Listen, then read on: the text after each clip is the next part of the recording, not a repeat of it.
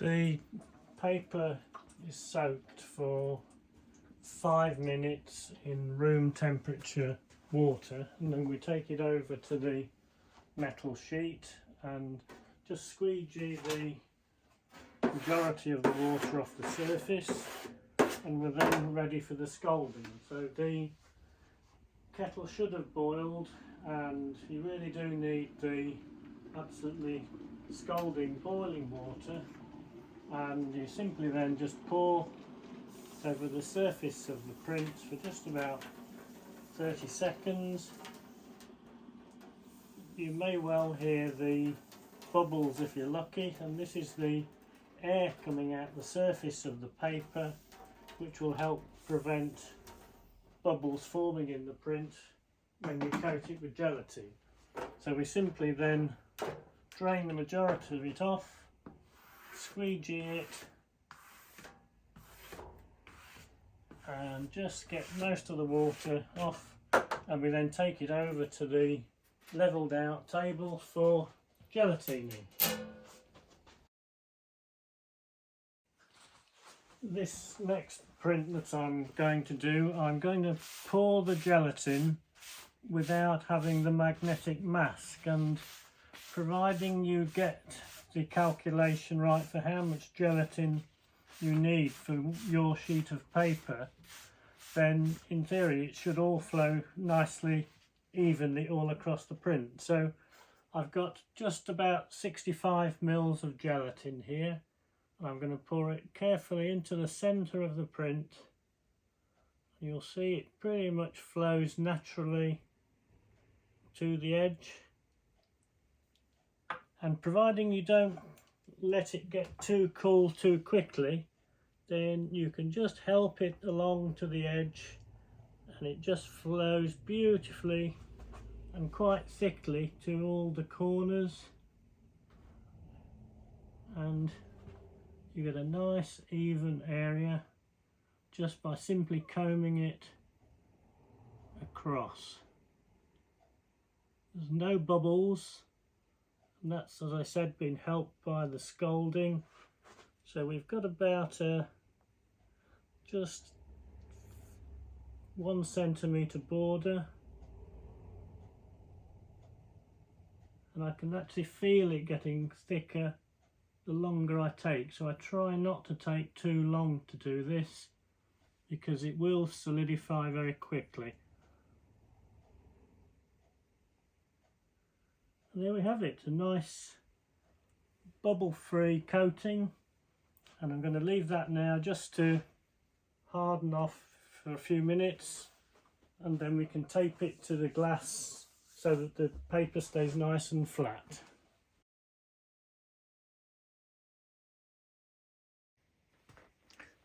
I'm now going to coat my second sheet of gelatin paper with 9 mils of FACC solution, and you can see it straight out of the syringe, and we're going to brush it with a wet brush this time. That's why I've used 1 mil less. Normally I'd use 10 mils per sheet, and away we go. So I'm just brushing it into all the corners fairly quickly, not too vigorously because there's such a lot of solution here that you can soon brush it over the edge. But it'll soon absorb into the gelatin, and then we can dry it for 2 or 3 hours. You can see how it's brushing on really nicely, and it'll soon be absorbed with the help of the acetone.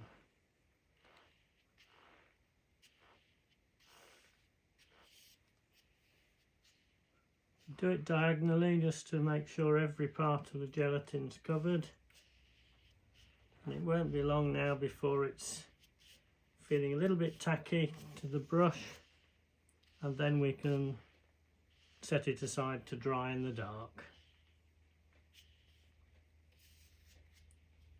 You can do this in room light because it is only sensitive to ultraviolet light, but I prefer to keep the lighting as dim as possible, just in case. There we go, it's pretty much ready for drying now. all absorbed into the gelatin, and that looks great.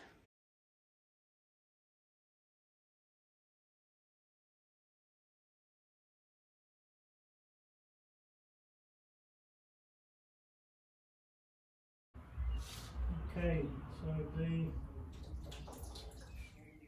preheat of the gelatin, now 27 degrees has taken place, so I'm going to start the inking. First of all, I'm going to get the excess water off the surface of the print. So very carefully with a fairly smooth tissue. You can see quite a reasonable relief image, so I'm just dabbing the excess water away, and by looking at the reflection in the light you can tell when pretty much all of the droplets have gone. It's not too bad at all. The gelatin's pretty robust at this stage, it's pretty good, so I'm now going to take the green sheet off. Just give the glass a bit more of a dry. On we go, and that looks pretty good. So we're ready now to start applying the ink. So I've got the ink already laid out, which is Rawlins letterpress carbon black, and we use the roller, 2 rollers, 1 no ink, 1 for ink. A nice layer of ink on the glass.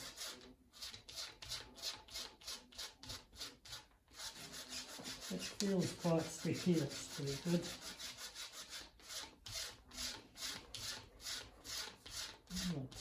That's okay.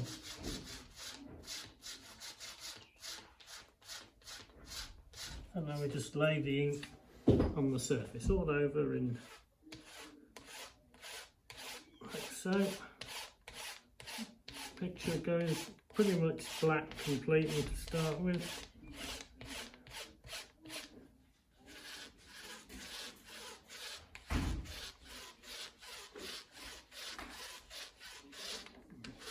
Keep going, you can see the image coming quite nicely. We're just laying the ink on now.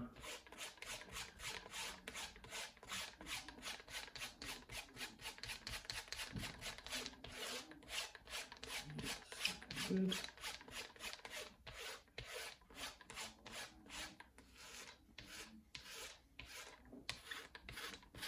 A bit more on the roller. I was actually taught to do this with a sponge, a domestic washing up sponge, which didn't really like the effect. And so I just prefer to get my images done with rollers. So see the blacks are going nice and black. The image looking a little bit flat, but we can increase the contrast in a while.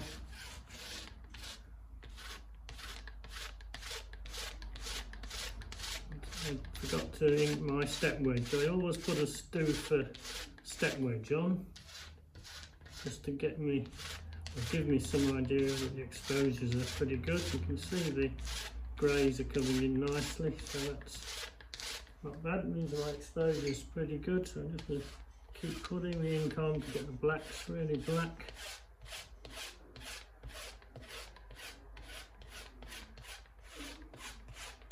You can actually feel if it's going on right. I'm going to keep putting ink on.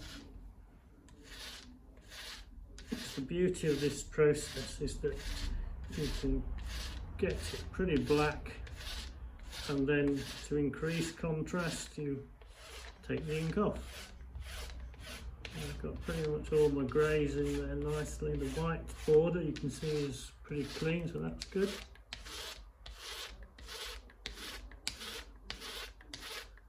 So now you can actually take ink off with the ink roller just by being a bit gentle and rubbing fairly. You can see how it's lightening up in the grey areas. you sometimes don't actually need to use the what I call the no ink roller.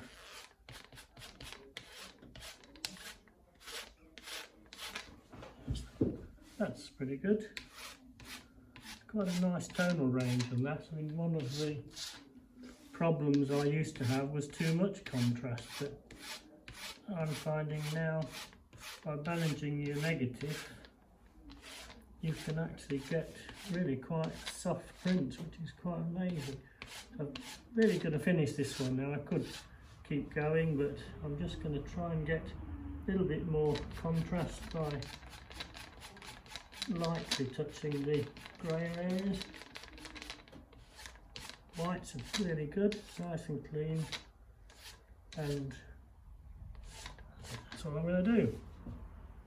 I just put a bit more back there, it's just gone a little bit light there.